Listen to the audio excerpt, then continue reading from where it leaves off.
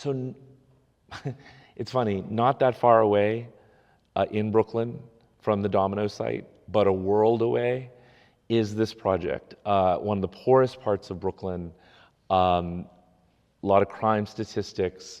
My client is the pastor, Reverend A.R. Bernard, who built this church in the 70s. And you can see that there's various forms of public housing near it. This is out near Kennedy Airport. His congregation now has 30,000 people. It's really quite an extraordinary place. And developers had been approaching him for years to develop his 11-acre parking lot. And he had always kicked them out until we met. And I'm not a developer, I'm working for the developer, but he and I sort of had this mind meld around these goals that he had. And those are his goals, those 6. And it's near transit, and it's got this really interesting kind of neighborhood context of big and small. And I drew this sketch for him now 8 years ago, this dumb sketch on my iPad. And all it says is something really simple, that we're going to build housing on the perimeter to create a street wall, which is a typical New York condition. We're going to invite the neighboring streets in, which is those red lines. We're going to open up the place to southern sunlight, which is that yellow line.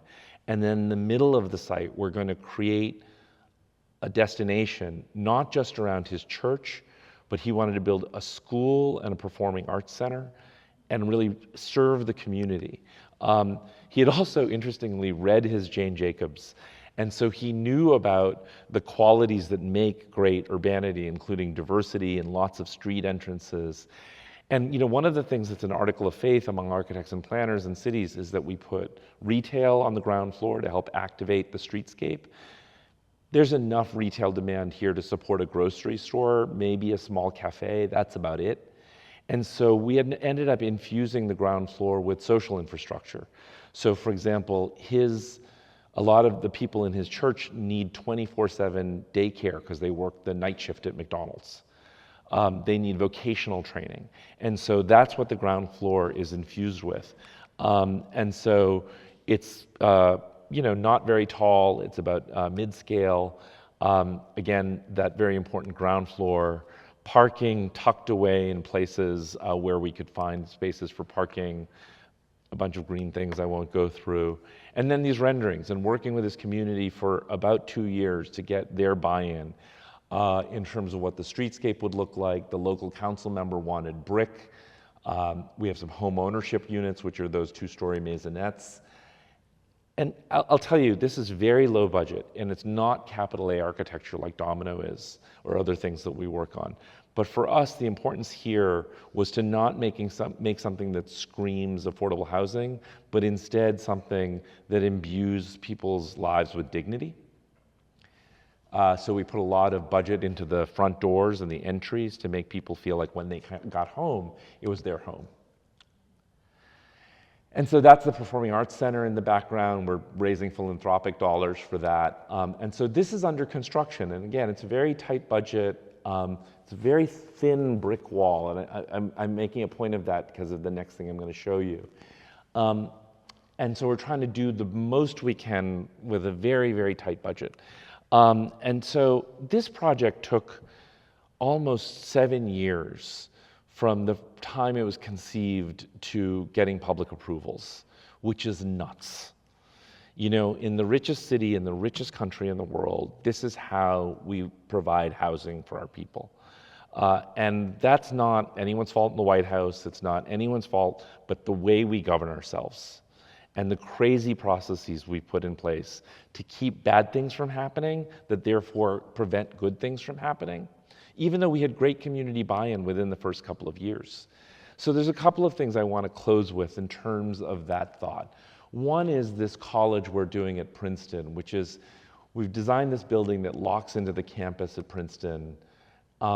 It's Hobson College, donated by Melody Hobson, right in the heart of the historic campus. But the thing I really wanted to talk about this was the material palette. We chose this material palette because that's an argillite stone, which makes most of the neo-Gothic buildings at Princeton what they are. That stone's very hard to find. You couldn't find stonemasons that build a stone wall like that anymore. But what we could do is pick a material palette that resonated with it. And so that's the new college, that's a rendering, it's under construction right now. It's meant to emulate the scale of Patton Hall that's right next to it. Terracotta, meant to be a very rich material palette. It's a hybrid timber building, which is a way of saying that it's highly sustainable, it's geothermal. But the thing I just wanted to show is, I was just there a couple of weeks ago to sign off on the brick mock-up. And this is Danish brick. It's a much higher budget than that affordable housing project I showed you just a minute ago, much more wall depth. And I just can't help but think that if we could just get that extra couple of percentage points for the budget to build a wall like this, other than that super flat wall, and if I came to you in Lexington, Kentucky, and I said, I want to build a housing project in your neighborhood, that if it had this kind of quality, that maybe I could convince a few more people that like it is actually worthy of being in your community. And so the last thing is, so we did this study, quite similar to what Fayette Alliance did, except at a much broader scale for New York City. We were approached by the New York Times editorial board to say, how would we deal with the city's massive housing crisis? We have 100,000 homeless people living in the streets of New York. Many are kids. That got much, much worse during the pandemic. And so people are like, well, it's New York City. I'm sure many of you have been there. It feels like it's completely built up. Where would you possibly put people? And so we did this study for the Times, and they kind of ran with it in a big way, which I was very glad to see because it affected policy making. And this was my central question, which was, how could we meet the housing needs of the city without changing our character? It seems to me it's kind of your central question. It's the question that most cities in America that I go to are asking, right? Which is, they understand cities are growing and changing, that our young people can't afford, living the way, maybe we used to live. And just remember, this thing about the single family house, it's not just what the house costs. First of all, it's very, very expensive to build all the infrastructure to get out to that house. I think the people who envisioned your urban growth boundary in 1958 understood that. It's also, what does it cost to own a car, to own 2 cars, to insure them, right? All of that plays into that question. And so then you get in this question of, well, I look outside of my hotel window here in Lexington and I see 8 surface parking lots that absolutely could have housing. But then you might have the question, well, how will that change the look and feel of Lexington? And that's a fair question, right? And so we did this study for the Times, and we said we're not just going to approach this in terms of quantity, but we're going to say, what could the character be in these places? And so we had self-imposed constraints. We said you had to be within a walking distance to mass transit. Very few people own, we have 8.4 million New Yorkers. There's about 1 million privately owned cars in New York City. So very few people own cars, right?